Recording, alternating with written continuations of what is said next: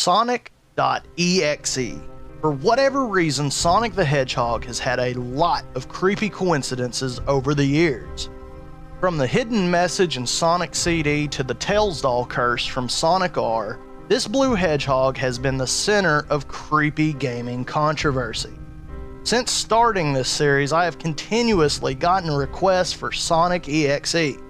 If you know me, then you know I'm not a big fan of gaming creepypastas. Some are okay, but they usually tend to be the same story. Two friends, strange looking disc or cartridge, usually with the name written on it in a black marker, plenty of opportunities to quit playing said game. The game breaks the fourth wall, disrupts the players' lives, usually resulting in their deaths. Slap a .exe or .jpeg or .wmv and you got yourself a cliche creepypasta. But in all fairness, Sonic.exe has been around for a while, and because so many of you have requested this episode, I will attempt to put my skepticism to the side and present to you Sonic.exe. Alright, let's start with the story itself. Rather than just read you the creepypasta word for word, I will give you my own abridged version of the story. Much like the Tails doll curse, this story revolves around two friends, Tom and Kyle. Tom, the guy telling the story, claims that his friend Kyle, who he hasn't seen in a while, sent him a letter along with a strange disc. The word Sonic.exe was written on the disc with a black marker. The letter Tom received stated, "Tom, I can't take it anymore. I had to get rid of this thing somehow before it was too late, and I was hoping you could do it for me. I can't do it. He's after me, and if you don't destroy this CD, he'll come after you too. He's too fast for me. Please, Tom, destroy this godforsaken disc before he comes after you too. It's too late for me. Destroy the disc and you'll destroy him. But do it quick, otherwise he'll catch you. Don't even play the game. It's what he wants. Just destroy it. Please, Kyle." So Tom did what anybody else would do. He played the game after his obviously disheveled friend pleaded with him to destroy the disc. Dumbass. He plays Sonic.exe and immediately notices something wrong with the game. Gee, you think? Okay, no, I'm sorry. Back to the story. I'll be here all day. So when Tom began the game, he noticed the title screen quickly changed for a split second. The background looked dark and gloomy. What was once the blue water turned into a sea of blood. The copyright year in the bottom corner changed to say Sega 666. And to top things off, Sonic's eyes were blackened as blood poured from his sockets. Tom then saw what looked like a character select screen, very reminiscent of the Sonic 3 save selection. The playable characters were Tails, Knuckles, and Robotnik, which is strange because Eggman was never a playable character in early Sonic games. Tom selected Tails and began the first level. He saw that there were no enemies, no obstacles, nothing. As he progressed through the stage, he began to see small, dead animals, bloodied, scattered all throughout the level. That's when he saw what looked like Sonic.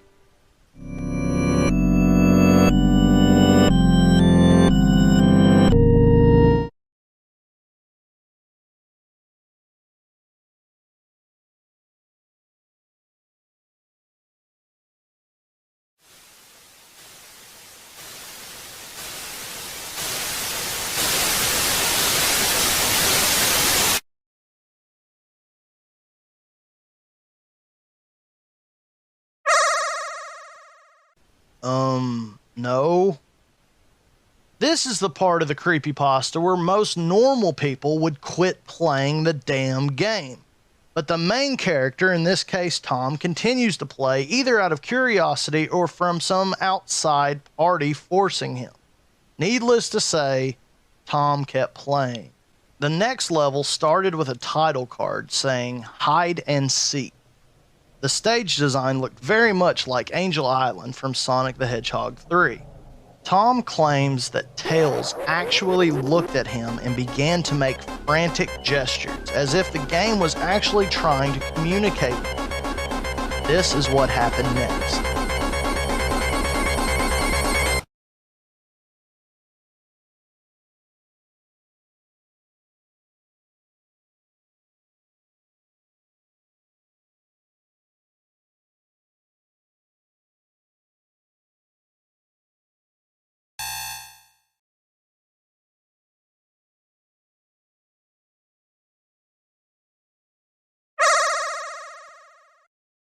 How about no?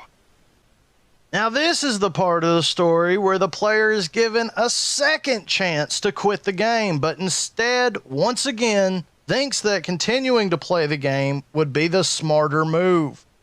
In all fairness, I guess it would make for a pretty shitty story if he was just like, fuck this. So anyways, Tom continues to play this strange game. He then selected Knuckles, but Knuckles unfortunately shared the same fate as Tails did. After Knuckles met his demise, Tom noticed that the character select screen showed a bloodied Tails and a bloodied Knuckles. At this point, Tom shut the game off. He didn't know what to think. Tom then took a nap, in which he'd later regret, because his nightmares were filled with the cries of Tails and Knuckles. He then saw the sketchy Sonic and woke up in a fright. Tom tried figuring out exactly what was going on. After hours of contemplation, Tom decides to play Sonic.exe again and to finish the game as Robotnik. This is what happened next.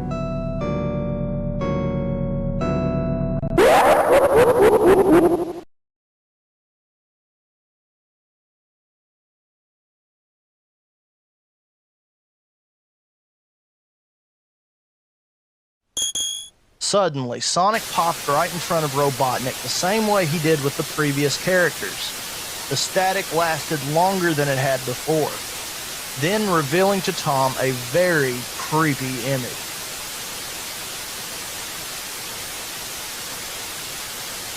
Tom claims he saw a hyper-realistic picture of Sonic with glowing red eyes, fang-like teeth, as well as blood dripping from his mouth. The image lasted for about 30 seconds before static flickered 3 times. Tom then heard what sounded like a demonic laugh, followed by the message, "I am God." It was then Tom had an epiphany, and I quote, "This Sonic was a monster, a pure evil, sadistic, all-powerful, nightmarish, demented monster. And all of his victims, including Tails, Knuckles, Robotnik, and possibly Kyle, are just his little toys. And the game is the very gateway into his chaotic, nightmarish world and the very hell his victims are trapped in." End quote. One last text came up. Shortly after, the computer shut itself off. Tom was unable to restart it for quite some time. When he finally was able to get it turned back on, he heard a voice from behind him. He swiftly turned around only to find sitting on his bed was a Sonic plushie, smiling with bloodstains under its eyes. So there you have it. That's Sonic.exe in a nutshell.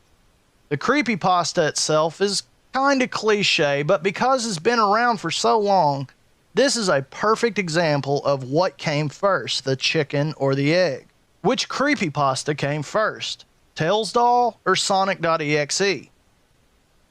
After hours of research, I could not find any definitive evidence that this story really happened.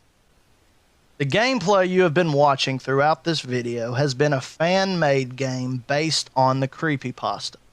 You can even see the credits on the game over screen. In all fairness, this guy made a pretty good interpretation of the story. The game over music from the Sonic CD was a nice touch. I remember when I first read this creepypasta. At the time, there was no known quote-unquote actual gameplay. This screenshot was the only item floating around at the time. It left a lot to the imagination. It made you want to go on a YouTube hunt and try to find any actual footage, but because the time we live in, it has made it nearly impossible. Video games can be hacked. and photos can be edited. It's hard to be credible on the internet without the proper sources. So overall, what do I think? Well, personally, I don't find it that scary. Just my opinion, but I think that it's kind of overrated. The story is good for entertainment purposes, but I don't personally find it all that frightening. I don't mean to bash the creepypasta or anything. I just think it gets enough praise already. So what about the story itself? Well, if I switch perspectives and look at it for what it's worth as an entertaining story, then it's pretty good. This creepypasta does a good job of making you want to know what's going to happen next. You can't help but ask yourself what you would do if you were in Tom's shoes, and for that, it serves its purpose. I will say this much. Sonic the Hedgehog and creepy gaming go hand in hand.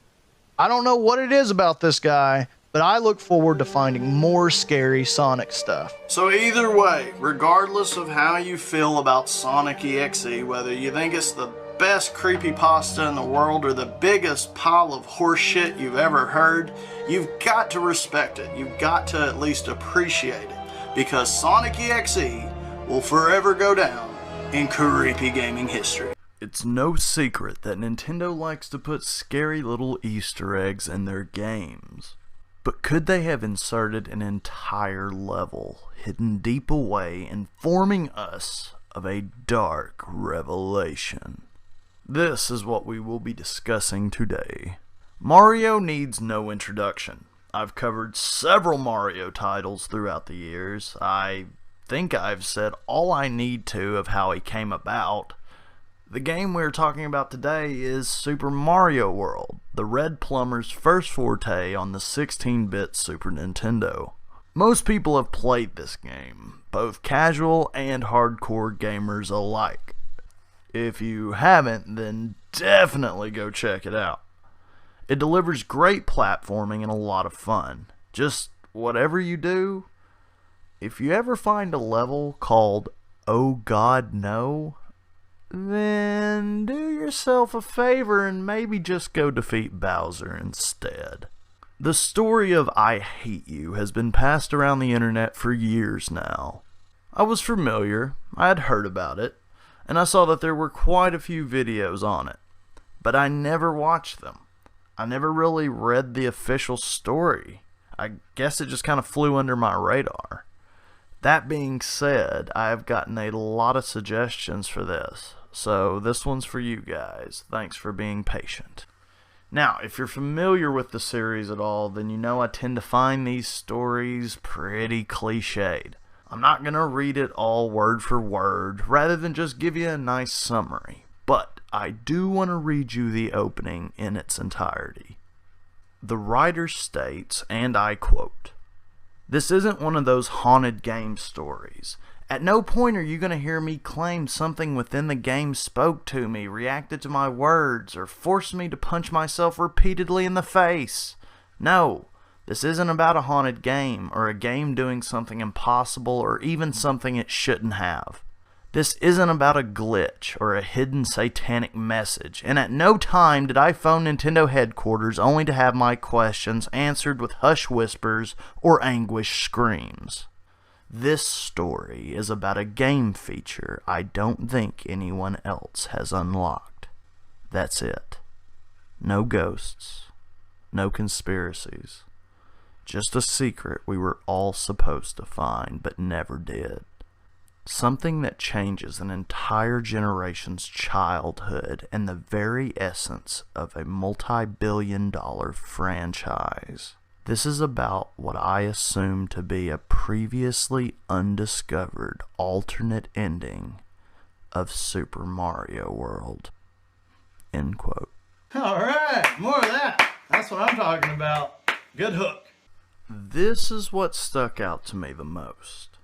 Rather than going the cliched route, the writer establishes immediately that his story was a different kind of experience.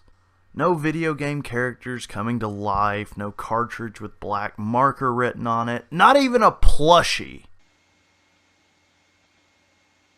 Well, I was gonna use this as a gag or something, but it's fucking worthless now! The player claims to be a master of the Mario arts, beating the ROM on his emulator multiple times. After a while, he got bored, turned on Game Genie codes, and began to randomly explore this game. This is when it began to get strange.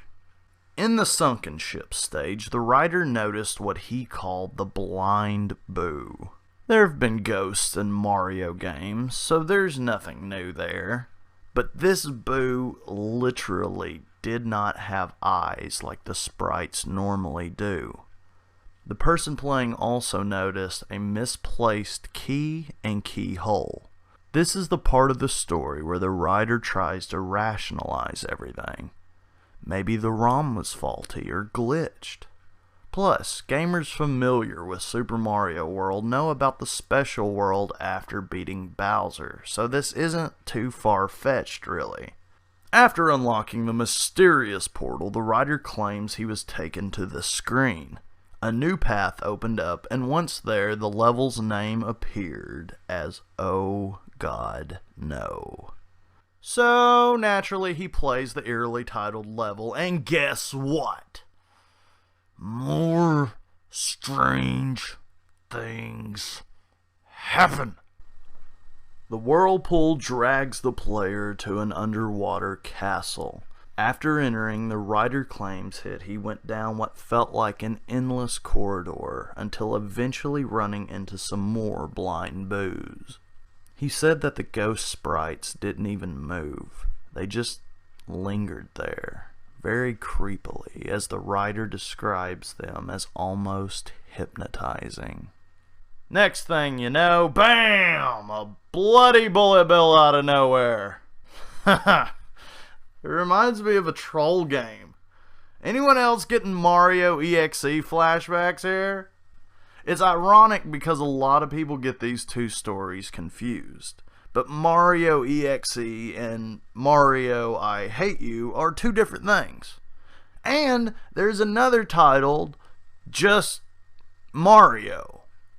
Anyway, I digress. The writer remembered that he had access to Game Genie codes, so he enabled invincibility.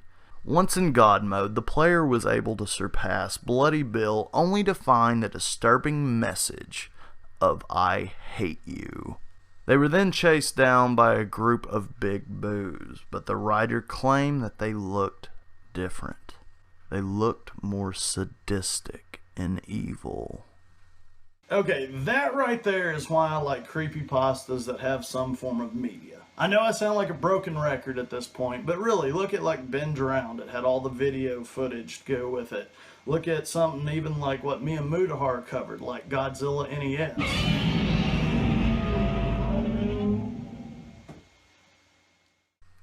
The writer then noticed another bloody message. Why won't you die? It was almost as if Nintendo programmed this into the game and didn't expect that players could one day get past it.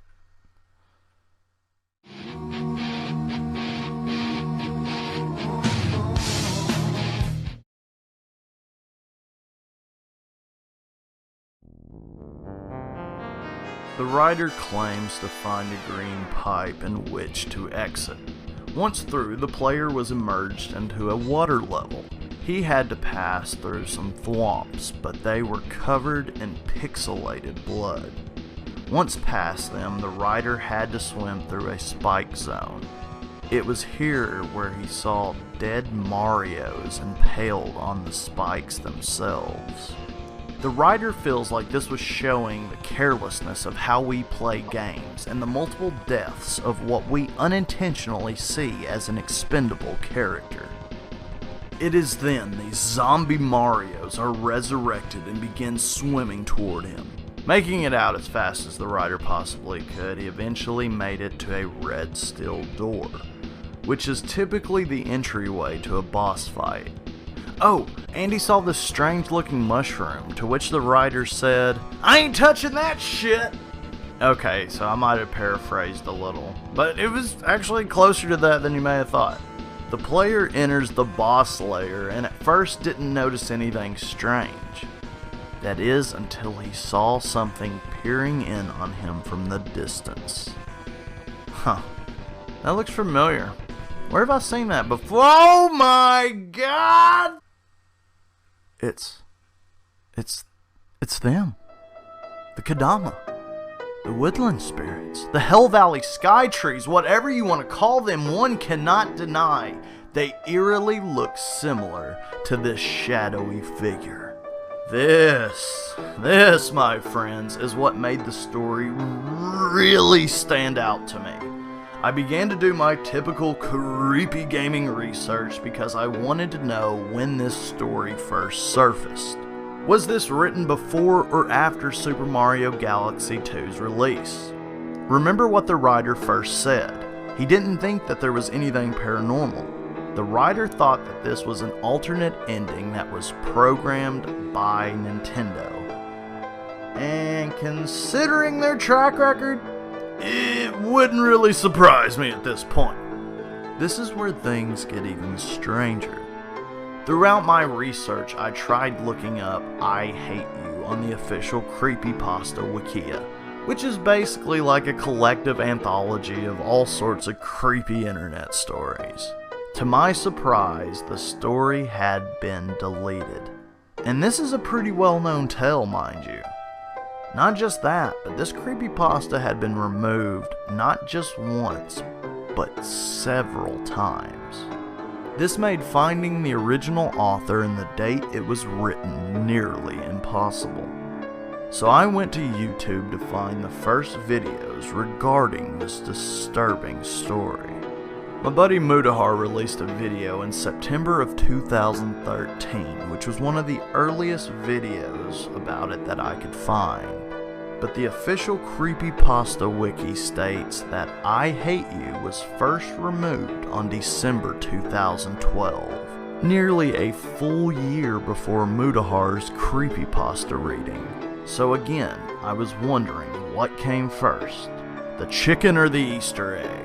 The story or the Kadama Easter eggs from Super Mario Galaxy 2 and Super Mario 3D Land? Well, upon further research, Super Mario Galaxy 2 was released in 2010, with 3D Land following in 2011. And because I can't find any evidence of the story dating before December of 2012, we can't know anything for sure. So while trying to find the original story, I eventually found it on the Trollpasta Wiki, which is strange to me. For those who don't know, trollpastas are intentionally silly stories, usually ending in a laugh or two. I don't know about you, but I don't get that vibe from this tale, alright? So if I had to guess, I'd say the writer'd seen the Hell Valley sky trees from Super Mario Galaxy 2, and then decided to add one to his story. Either that, or that is one creepy coincidence.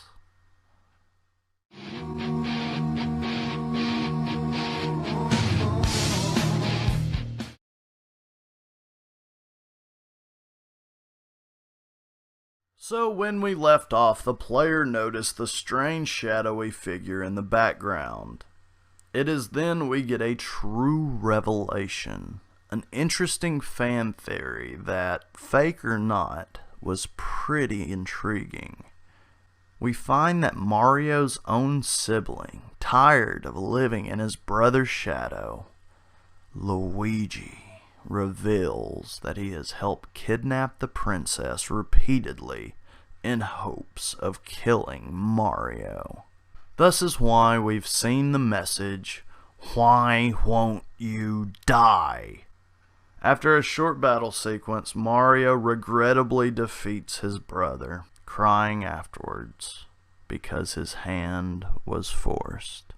When Luigi fell into the lava, we see why the stage was named Oh God No.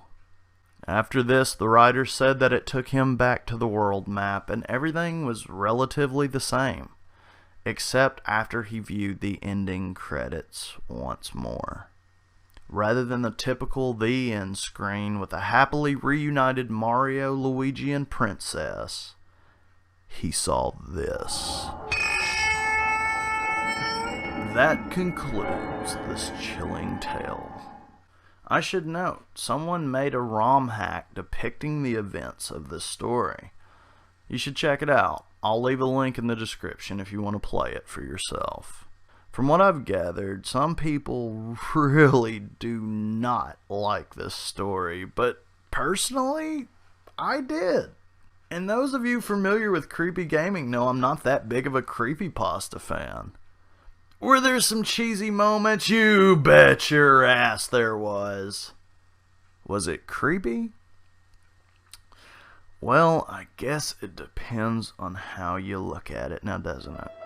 Sure, there were elements of the story that were disturbing in a cliched way, but what really creeped me out was the idea that this could possibly happen. As I've stated before, Nintendo has a record of placing creepy Easter eggs in their games. Now, do I think they would actually go to this length? No, probably not. But the Hell Valley Skytree was a great addition to the story and really made me second guess if it could be real or not. Even if this is just a fake troll pasta, I say because of the disturbing imagery, the Kodama connection, and the well thought out Luigi revelation, I Hate You has done more than enough to go down into creepy gaming history. Now, before I go, I'd like to close with a powerful yet creepy passage from the ending of the I Hate You creepypasta. And I quote, "None of this was a glitch. None of it was a mistake. It wasn't a developer getting back at Nintendo, and it wasn't a ghost haunting a Nintendo cartridge. It was a planned, purposeful part of the Mario Brothers mythos." End quote.